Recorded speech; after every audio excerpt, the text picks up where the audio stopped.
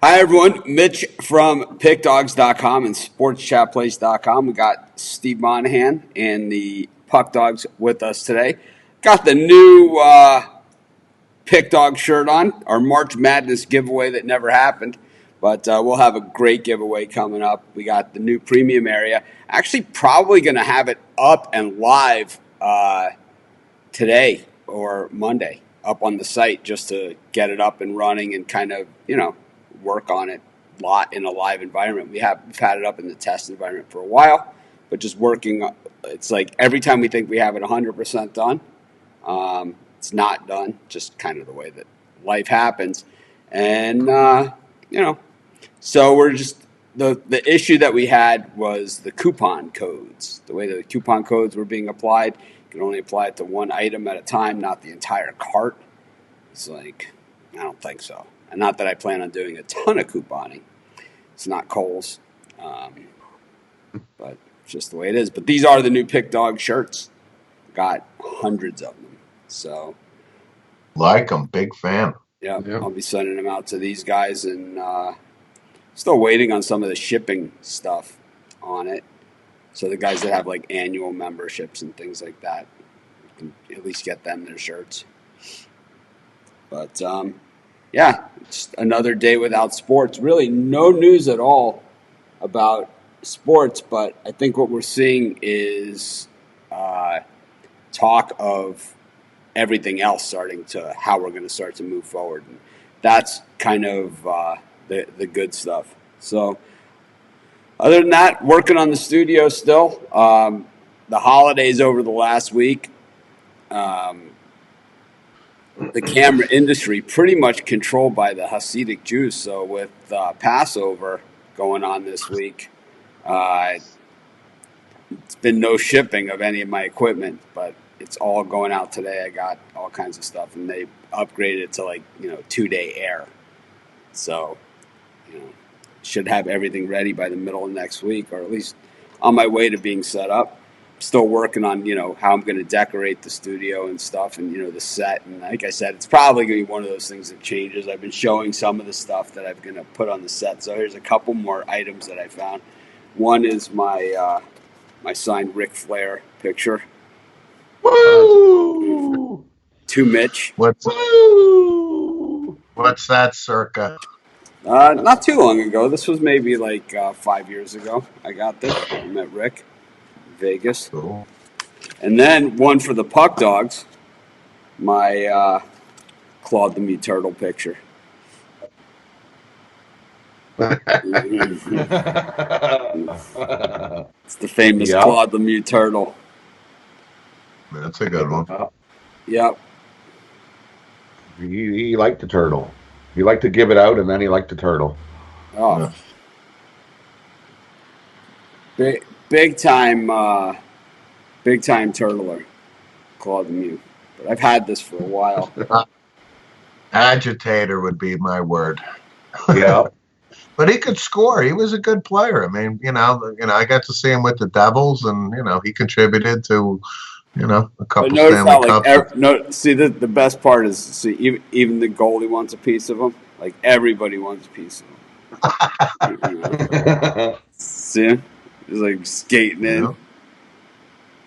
He was just hoping he was definitely hated by a lot of people. My standard bearer was Ulf Samuelsson when he was on the Pittsburgh Penguins. Probably one of the most despised players by every other team. And our buddy Fitzy from BU, Mitch, right? Big hockey guy, Bruin fan. But Ulf Samuelsson came to the Rangers. And it's funny how one of those guys, when he comes on your team, you forget about everything for, as many games as he plays, But Ulf Samuelsson to me was Claude Lemieux, Ken Lindsman, just Todd Marchand right now is one of the biggest agitators out there too. So I just wanted to make that point. Kind of feeling it with my Pick Dog shirt here. Kind of a little bit of a mix from the Sports Chat. Actually, I cut my Sports Chat shirt up to make a kind of like a sign to hang up in the studio for I want to have it on the. I have like this brick wall, and I'm gonna put it like on the brick wall with. I have a shelf to put like all sorts of stuff on, and it's kind of. I don't know. Studio design is something that I guess you could really get carried away with. But if you see that, like a lot of the guys on TV are live streaming, and so Nagy, the scout on ESPN, the guy's been on a ton these past few weeks. I like setting up my live streaming studio. I can see exactly like how he has set up his setup for the house because he's probably not used to doing it from there. But you could clearly see where he had a bookcase, and then like he brought in like another bookcase, just like a random bookcase he had around the house. Because one is like a wood bookcase, and it's right next to like this metal bookcase thing, and he's got like all these like signed footballs and helmets and stuff. That's all he has on this metal bookcase. It's kind of like, well, we have a blank wall here. You got anything? He's like, well, I got this. Just use it, And they just moved it over and kind of do it. And you could see all these other people, like on all these other shows where they're live streaming from their house, where they have these like different places and like, they're strategically picking. So not too many people just have a gray wall behind them, So we're gonna avoid get away from that stuff. But if you see Chris's camera, like here's some of the other things that we're working on. If you see Chris's camera, though, here if you see Chris's camera, you can see that his background is blurred. You see, and that brings him more into focus. We get to see the beauty of, Mr. October. In our Men of Pick Dogs calendar. No, I said I was July. I called July a long time ago. All right, well, 4th of July. I want the fire truck. I want the fire truck behind me. Well, it's you'd have 4th of July and Canada Day all wrapped into one. It'd be a party waiting to happen. But good morning to everyone that's joining us. And it's Friday, man. Normally Aloha Fridays, but it is what it is. I believe we're gonna have sports soon. I can smell it. I can just tell by the way that they're talking about different things. We were talking about the PGA Tour, the one that's announced that that at least they're saying they're going to do something. So Steve was saying that there's only going to be one major this year, the PGA, because the other majors count towards next year. So my question is there going to be 2 Masters then in next year's schedule and 2 U.S. Opens? Yeah, right. It's a valid question. I'm going to guess, all right, and I'm I don't, I've never played Augusta, but I'm going to guess that in the fall, it's going to be a nasty, nasty, nasty beast. Like, impossible. Augusta's tough to begin with. And Augusta's one of those courses that it looks like when you watch it on TV, you can't really see the elevations, of the course. It's like Kapalua here. And it's where it's like you can't see the elevations, but when you're on the course, it's like, so Dustin Johnson he drove the green here on a hole that was 365 yards, right? But you can't see the changes in elevation, when he hit that ball, which I'll tell you, I wasn't even close. I think it was actually like 400 or something that the green was that he hit. And I'll tell you, I wasn't even, not even a whiff, and I wasn't playing from the pro tees either. And I hit one on the screws there. And, hey, Chris and Rod, have you guys ever been to like a major golf tournament, outside of Canada in the U.S., like a U.S. Open or a PGA, or it's unbelievable. I've never set foot on any soil in the USA. How's that? No, but my point, the reason to Mitch's point, Shinnecock Hills in 2004, which is in Long Island, it was the U.S. Open, and Retief Goosen won this. To Mitch's point, when you're there live and you see these elevated greens and you see the raw, it's unbelievable. It really is. It's incredible. I played at Kapalua. Right before the lockdown. U.S. Opens is my point. And there's a reason. It's unbelievable live watching this stuff. Right before the lockdown, I played at Kapalua, and I mean, it was brutal. I'm gonna put you guys on for a second. I'll be back. I'm gonna see if I can find the picture that I show of. But you guys can talk about that for a second. If I get on my phone. So Shinnecock Hills, I mentioned Long Island. I also was at, I've been to several majors. Phil Mickelson won at Baltusrol, which is in New Jersey. I Like played Baltusrol. That's another one. It's incredible. And I've been to Winged Foot. I was actually there for the Davis Love Rainbow in 1998 when he won at Winged Foot. Yep. That's another one. It's just incredible how these guys, navigate these courses. So I've played Baltusrol, and I played another Tillinghast course, Beth Page, all the Beth Page courses. So three of the Beth Page courses are Tillinghast courses, and I used to play Beth Page every weekend when I lived in New York in the summer months.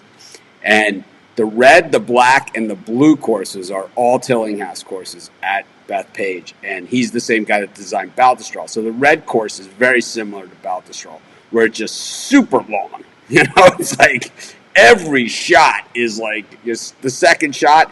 Every one is a big club. There's no like driver pitching wedge there. Everything's like driver 3-wood, driver 4-iron, like every single hole. And the black course, when I used to play it, was before they played, golf tournaments. Like they used to play golf tournaments on it a long time ago. Then they decided that, they tried to get scoring to get more interest in the PGA Tour. They tried to get it so scoring was better. So they stopped playing tournaments on the black course because it was so hard. And then, so they let the rough really grow at the black when I used to play there. But, just... It's so much more difficult. The greens are also tiny on that black course. They're not like as difficult. They're not like Augusta greens or even like the greens at Kapalua or anything.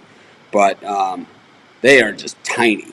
I mean, it's like it's not like a modern golf course. But at Baltusrol and the red course at Beth Page, certainly. Challenging to say the least. Yeah. So I'm looking for my Kapalua picture where you can see just how steep it is.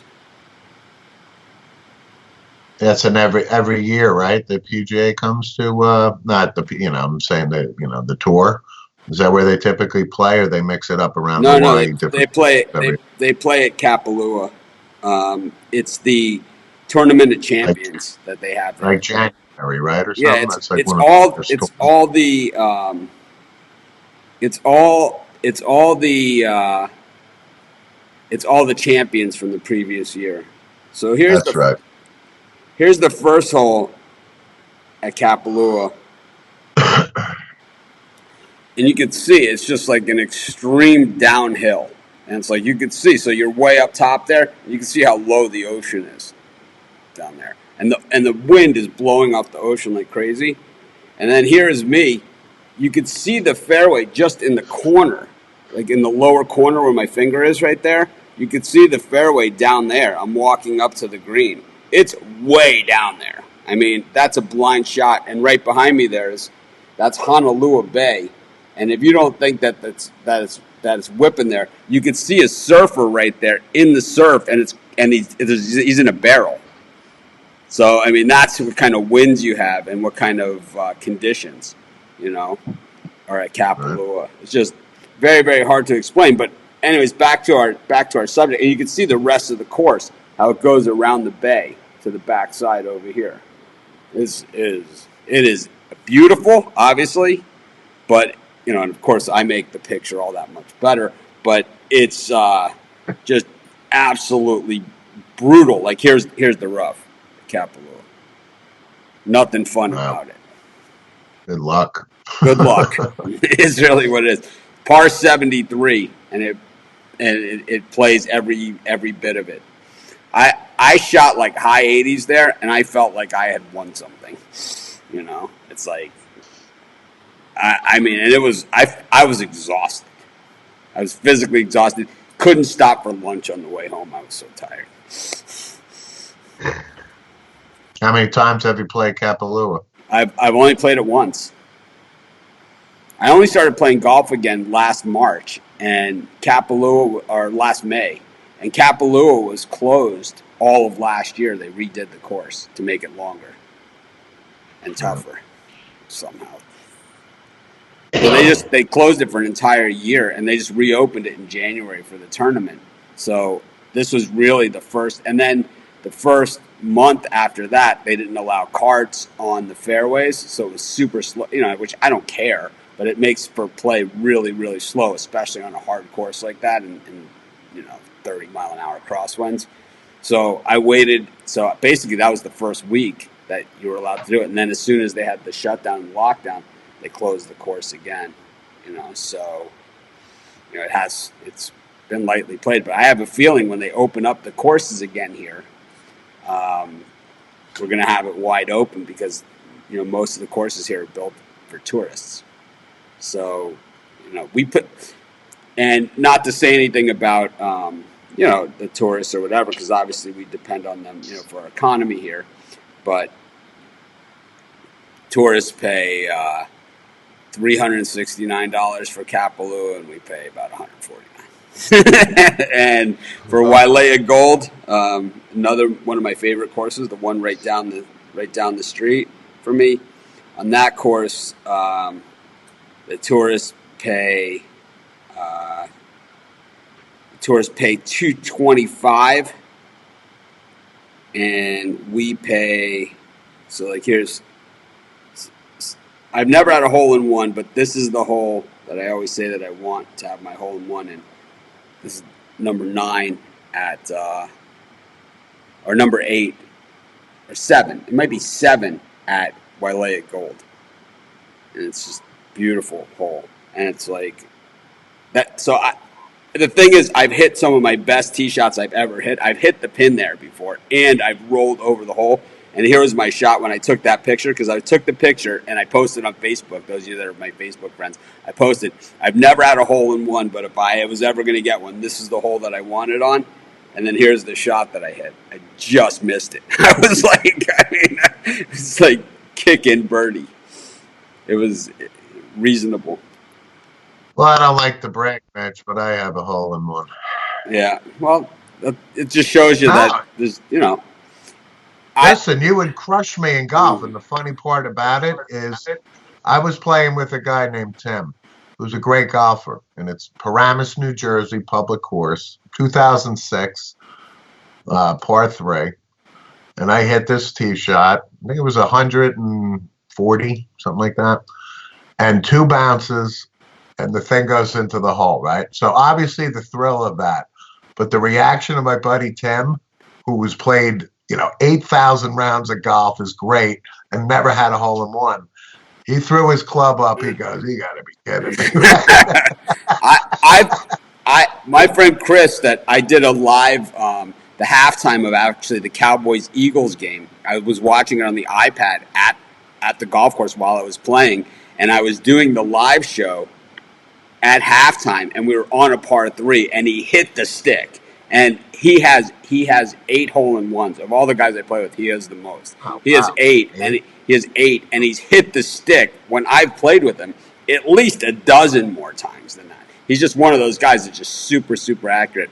But if you go back to that, Ben Hogan never had a hole-in-one, and he's the best ball striker of all time. Right. And they asked him, how come you've never had a hole-in-one? He's like, I've never really aimed for the flagstick. I'm always thinking about the putt. Yeah. It was cool about it too. So obviously the 19th hole, you got to buy beers and stuff. The word spreads out there was a hole-in-one. But some guy said, he goes, "What ball did you use?" I said, "Titleist." He goes, "On Monday, call Titleist." And I did. I said, "I got a hole-in-one." So Titleist sent a ball holder, right? Pretty cool. So I got the ball in this little ball holder, and my club was a Tommy Armour, right? So called Tommy Armour, and they sent like a certificate, a framed certificate, to acknowledge it. I thought it was pretty cool. A good memento. That is nice. That here at Wailea, they give you a flag and it says I don't whatever hole in one, and they put the date on it and the hole And the number, and then Yep. you go out there, you take a Art. picture with your flag on the hole, and then they post it on the Facebook page and stuff. But I haven't got. It's thrilling. I It haven't. really is. For that split second or 2 seconds or 5 seconds, whatever it is, when that ball goes in, you're like, oh my God, it was thrilling. They didn't do anything for me at the mini golf course. Right? Had a pitch and putt. I've been so close. Really? I've been so close to the hole in one. But I Close. It was rolling. It was rolling towards it. You never can see it, got and you're watching, and you're like, go, go, go! Ah, So right there. this is a good topic since we really don't have a sports topic. But what do you think are the best near misses in sports? So like it was like and there's some obvious ones. Like when Gordon Hayward had the shot against Duke, like right at the buzzer, like when Butler had the shot to upset Duke, and it was kind of just he just winged it, and it it hit the back inside of the basket in the rim, so he just missed it. And Scott Norwood, just missed it, and Jerry Thomas at Florida State, my favorite one, right? Yep. Yep. And there's been Michael Jordan. As many game-winning shots as he hit, he missed more. Okay. And he'll tell you that. And that's why the famous Michael Jordan is you miss 100% of the shots you don't take. Yeah. So I remember a Blackhawks Canucks playoff game in a game 7, and the Blackhawks lost that series, and the guy hit the crossbar in like double overtime, and it bounced out.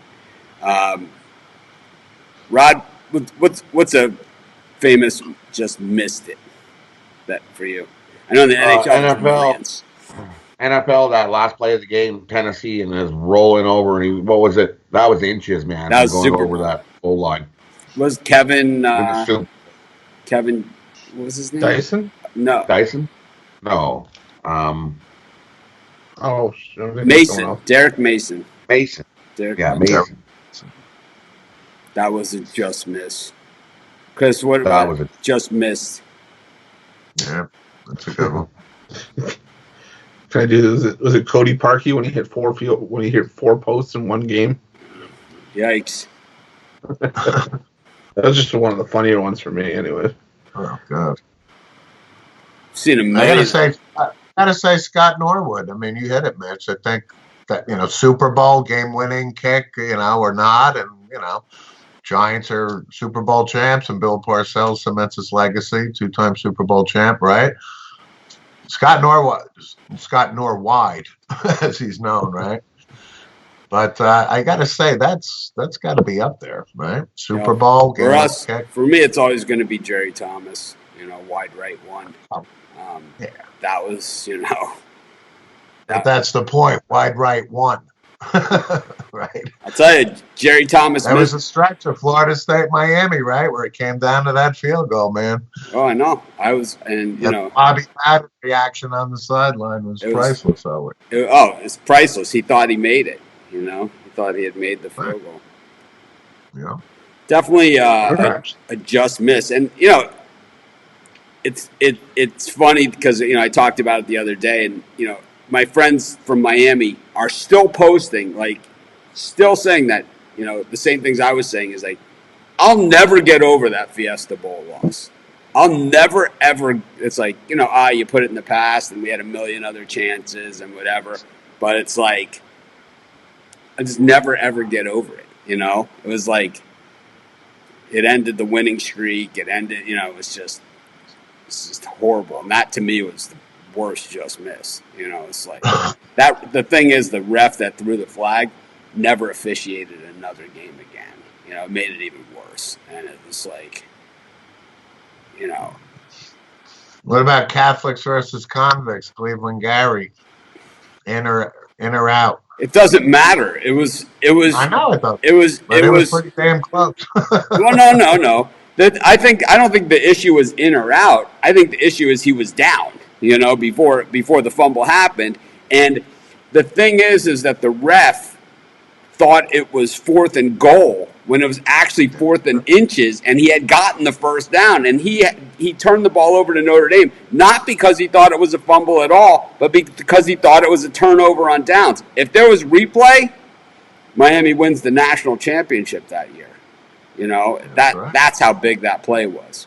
But in hindsight, once again, another one of those in hindsight things is they drove the ball then all the way down the field on us and scored a touchdown. And on the other side of it, we had a crack at them also for the 2-point conversion, and we didn't get it. So it went both ways in that one, and it was like I thought that Miami was the far better team, and I think if Notre Dame, if there was ever a year that there should have been a rematch, that was it. And Notre Dame was like, no way. They wanted no part of it. Lou Holtz was definitely pretty much a pussy shit when it came to stuff like that. That if he had an out, he took it 100% of the time.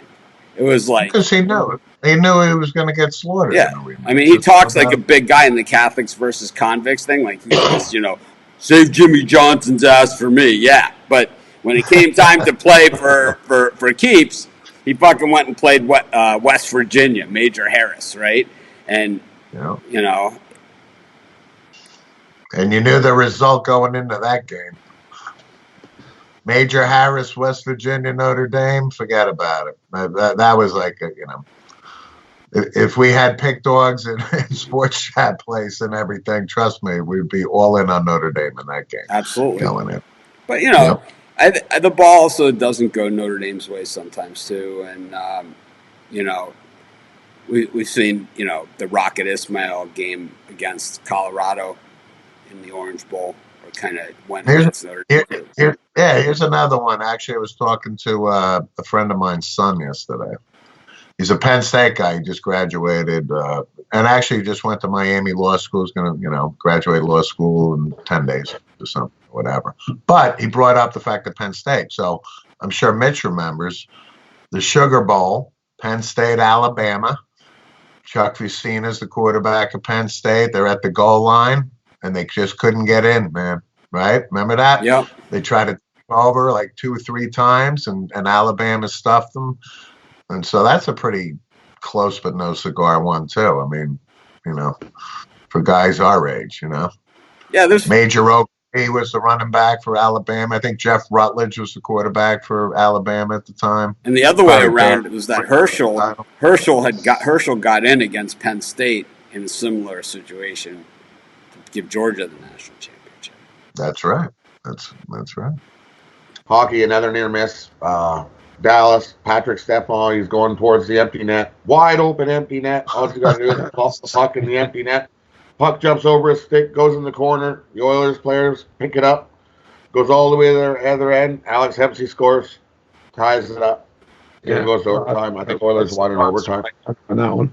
That was what I was going to say next is that Patrick Stephon just decides, I'm going to forget how to skate. Is going to put the puck in the empty net, and they take it right back with 5 seconds left and score. The thing is that you see it sometimes, You see it where the guys just forget everything they ever knew, like these professional athletes, and all of a sudden it's like, this crazy thing happens. Well, as a fan, you're watching and you're going, "Oh, this game's over. This game is so over." He's putting it in the empty net. No chance. He's not missing that. And then all of a sudden, he goes in the corner. And you're like, "What? Oh yeah, get it, go!" I've seen the missed extra points. Rod Carney in the Jags and Saints game when they tied the game on that last second. It was like a Hail Mary or something close to it, like a hook and ladder or something like that, and then the Saints kicker misses the extra point, and they lose the game instead of forcing overtime. Yeah. You got Steve Smith, playoff game for the Oilers. He near miss. I guess it's kind of a near miss. He went to pass the puck, and it went right off the back of Grant Fuhr and into the net, and that turned out to be the game-winning goal. I remember that. Yeah. That was the game-winning goal. Cost them the series. Well, yeah, that's a good one, too. Oopsie! Definitely been a lot of those where it's like you know, it just looked like, I mean, when Norwood was lined up for that field goal, there was no doubt he was going to hit it. There was no Oh, doubt. God. What was That was that? the difference in the Grey Cup or in the Grey Cup up here in the CFL. It was Montreal and Saskatchewan, and they were lined up to kick the field goal, and penalty flag, 13th man on the field. He missed the field goal, but he gets to retry, and then he kicked the field goal. Won the Grey Cup. I'll tell you, the Yankees series against the Red Sox where they had him down 3-0, the Kurt Schilling bloody sock year. I believe. Right. That was let it get away from It's funny you mention that. So Mitch and I have a mutual friend, Joe Kavanaugh, who's a friend of ours, and follows the show. So the Yankees are up 3-0, and I'm at my house, and this is back before kind of cell phones were prevalent. He still had the kitchen phone, right? So he had my home number, and his nickname's Punky. So my wife says, Punky's on the phone. And the Yankees go up 3-0. And he conceded defeat. Like, he called me, because of the Yankee Red Sox curse and all that stuff, right? And I said to him, really, I said, well, it's not over till it's over, but it's over, right? And I swear to God, 4 games later, Johnny Damon leads off, in Game 7, and the Red Sox crush the Yankees, and it's the first comeback from a 3-0 deficit, right? So, true story. Yeah, which leads us to the Red Sox Mets, Game 6, 86. Bruce Hurst was announced as the series MVP on the scoreboard before the ball goes to Buckley's legs. I was at the game with some Boston U guys. Bobby Crabtree, another good friend of ours. It was a Saturday. We're in Boston. He goes, and Bobby is, well off. Me, Robert Goldsmith, Mitch. We got in the car, drove down from Boston to New York. It was probably the greatest sports event live I ever seen. That's a good point. Bruce Hurst literally was on the scoreboard. Congratulations, Bruce Hurst, World Series MVP. Patrick Ewing's in 95, his missed layup. Oh, that's a good Game 7. Oh, that's a very good one, actually. He went running up and he rolled up the rim, and the Pacers won. You're right. That's a very would have tied it up. I remember that one. That's when basketball. I love basketball. Basketball was good. Everybody worked hard. No, and none of this. Oh, I gotta have time off. Yeah, that was lunch pail stuff back then. Definitely. Yeah. All right. Well, speaking of wins and losses, how did we do yesterday in our sim picks? I had the Bucks. How did they do? They won outright. They won 40-23. The Packers beat the Lions 38-17. Yeah. Atlanta won outright money line, and the Raiders covered. The Raiders. Thanks. Yeah, they beat the Raiders. 49ers won outright. They covered the -7.5. 49ers covered that. All right. So I went 2-2. Penny did. What do we have on tap today? Hold them up. I can't wait till the sim games are over. I gotta tell you, man. I can't wait to get back to regulars. This stuff sucks. At 12 o'clock, you want to talk about sucks? 12 o'clock, Jaguars at Jets. Jaguars -1.5. I'm gonna guess the sim game is gonna be better than the real game. Right. Okay. I like the under here. Jags at Jets. Jaguars -1.5. Over under 49.5. I got the Jags. Yeah, you gotta take the Jag. I'm gonna take the Jags in the over, not the under. I'm gonna take the over here. As long as we get some scoring. Does it say it's raining? Let's see. Nope. Any raining games? Nope, no raining games. 3 o'clock, Steelers at Bengals. Steelers -7. Over under 49.5. Steelers. Yeah, I like the Steelers as well. Steelers for me. Steel, man. 7 Eastern, Saints at Colts. Saints minus 6.5, over under 57.5. Colts for me. Like, I think Colts outright. Colts money line. Colts. and the last one, 49ers at Rams to pick them, over under 55.5. 49ers money line. 49ers money line, so. What is it? 49ers at Rams?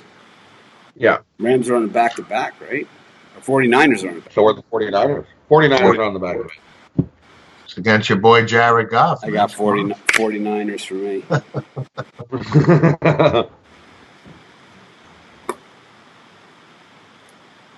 All right. So, I was happy to see that the Cleveland Browns went back to kind of their traditional uniform. did they change away from it? This is another one. Like the Falcons, the Browns, Man, the Colts. I mean, the Bucs. what exactly in the Bucks?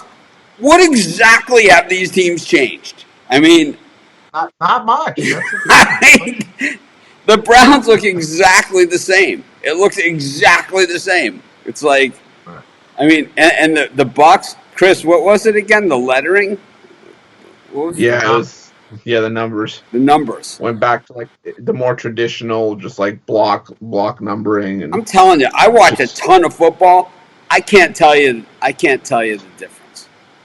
I can't even. Oh, I can. I mean, do you remember the Pittsburgh Steelers had block numbers, right? And then all of a sudden, Roethlisberger, I think, became the quarterback, and all of a sudden, the next season, and it's still their current number scheme, drives me crazy. Drives me crazy. I'm a traditionalist. I but I get the marketing, the sales, and jerseys. I get all that, but I'm traditional. And not a lot of people picked up on the fact that the Steelers used to have the block numbering. You look at Terry Bradshaw, Lambert, and Ham, and all that. Joe Green. You look at the numbers, and then you see they're narrower and all that. Drives me crazy. Well, we got a lot of time on our hands. A lot of time. That's right. It's the only reason I'm bringing it up. A lot of time. NBA, who has the most missed shots? Trivia NBA, question. who has Who's the the lead? Yeah, who's the leader with the most missed shots In history, all time? all Wow. time? who played the longest? Reggie Ooh. Theus. Reggie Theus. He's up there. Got to be. He's got good. Reggie Theus took the. Could it be Kareem? that's what I was gonna say. Nope, Maybe newer. Bobby. Oh, Who Newer was it? player than Kareem. Newer player than Kareem? Most missed shots. That's a good one. Tim Duncan. No, he plays in the Lakers.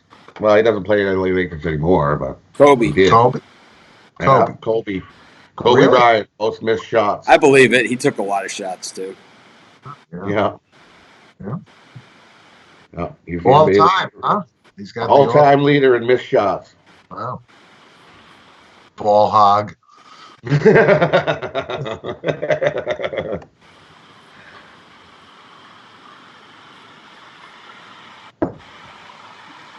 All right.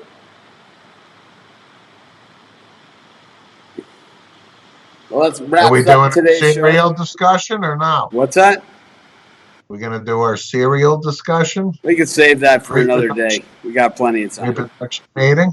Okay. all right. Oh, we'll put that one on the shelf. Anyways, Yeah, thanks that's everyone for joining us. Yeah. We'll be back tomorrow, same time. Have a great day.